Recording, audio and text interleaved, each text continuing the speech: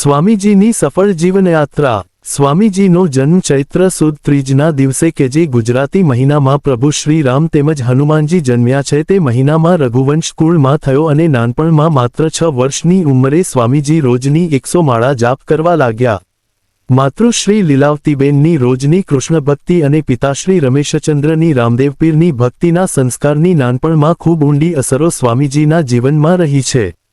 સ્વામીજી દ્વારા માત્ર 10 વર્ષની ઉંમરે રેસકોર્સના મેદાનમાં મોરારી બાપુની રામકથાની ખૂબ ઊંડી અસરો પડી હતી જે આજ દિવસ સુધી અકબંધ રહેવા પામી છે।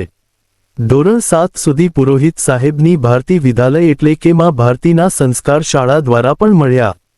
ત્યારબાદ દેશના રાષ્ટ્રપિતા અને મહાત્મા મોહનદાસ ગાંધી જે શાળામાં ભણ્યા ત્યાં સ્વામીજીના અભ્યાસને લીધે 4 ચાંદ લાગી ગયા કારણ કે ત્યાંના મધ્યસ્થ હોલની રોજની સંગીતમય પ્રાર્થના અને પ્રેરણાથી તો ભણવાની શરૂઆત થતી અને શાળામાં ઉમદા શિક્ષકો અને ગાંધીજીના વાઇબ્રેશનને કારણે ગાંધીજીના સત્યના પ્રયોગો, ગાંધીજીનો અનાશક્તિ યોગ જેવા અનેક પુસ્તકો સ્વામીજીએ વાંચ્યા અને અસ્પૃશ્યતાનો ભાવ નિર્મૂળ થઈને સમદ્રષ્ટિનો સહજ ગુણ સ્વામીજીમાં આવી ગયો।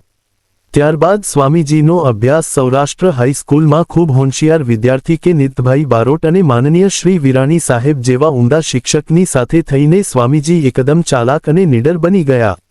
પિતાજીના સંસ્કારને કારણે સ્વામીજી નિત્ય બ્રાહ્મમુહૂર્તમાં ઉઠી જાય અને અભ્યાસ તેમજ ઈશ્વર ભક્તિમાં લાગી જાય તેવો તેમનો નિત્યક્રમ। કેમિકલ એન્જિનિયરિંગ કરીને સ્વામીજીને પ્રથમ નોકરી ભાલોડિયા સાહેબની એટલે ઓર્પેટ ગ્રુપની ઓર્કેવ કંપનીમાં મળી અને લગભગ ત્યારથી ઉમિયા માતાજીના પૂજક એવા કડવા પાટીદાર સમાજ સાથે રહેવાથી કઠોર પરિશ્રમ, સત્યની વાતો સ્વામીજીને શીખવા મળી ગઈ। 1993માં સ્વામીજીને ITIમાં નોકરી મળી અને તે સમય પૂર્વે 1992માં વિશ્વ વંદનીય સંત પરમ પૂજ્ય આસારામ બાપુ કે જેઓ આત્મજ્ઞાની છે તેવા ગુરુદેવની મંત્ર દીક્ષા મળી જે સ્વામીજીના પૂર્વ પ્રારબ્ધનો પ્રભાવ હતો।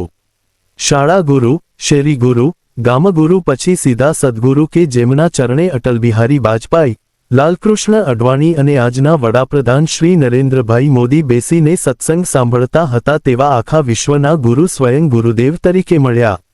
પૂજ્ય બાપુજીનું જીવન એકદમ તેજસ્વી અને એકદમ રહસ્યોથી ભરપૂર રહ્યું છે કારણ કે જેવા તેવા જીવ તો તેમની નજીક જઈ શકે જ નહીં તેવો ઈશ્વરીય અવતાર એટલે બાપુજી। સ્વામીજી દ્વારા જ્યોતિષ, યોગ અને આધ્યાત્મિકમાં ખૂબ પ્રગતિ થઈ। એકદમ પ્રામાણિકપણે નોકરી અને ખૂબ મોટું મિત્ર વર્તુળ બની ગયું અને કેટલાય મોટા નેતાઓ અને સચિવો અને સમાજના પથદર્શક અને માર્ગદર્શક બની ગયા અને સાત્વિક પત્રકાર અને ડિજિટલી યુટ્યુબર પણ બની ગયા।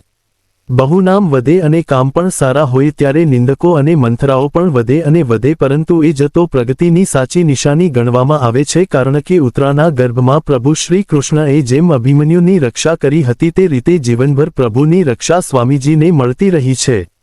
સ્વામીજી એટલે એક પ્રેરણામૂર્તિ, માતાજીના પરમ ભક્ત, પૂજ્ય ભાઈશ્રીના ભાગવત પ્રેમી, મોરારી બાપુના રામાયણ પ્રેમી, શંકરાચાર્યોના વેદપ્રેમી અને શ્રી યંત્રના સ્ટાર પ્રચારક, ગૌ પ્રેમી, વૃક્ષ પ્રેમી, નિર્દોષ અને આજે પણ એક બાળક જેવું સ્મિત જેમના ચહેરા ઉપર સતત હોય તેવા નિર્મળ હૃદયના સ્વામીજીને કોટી કોટી વંદના।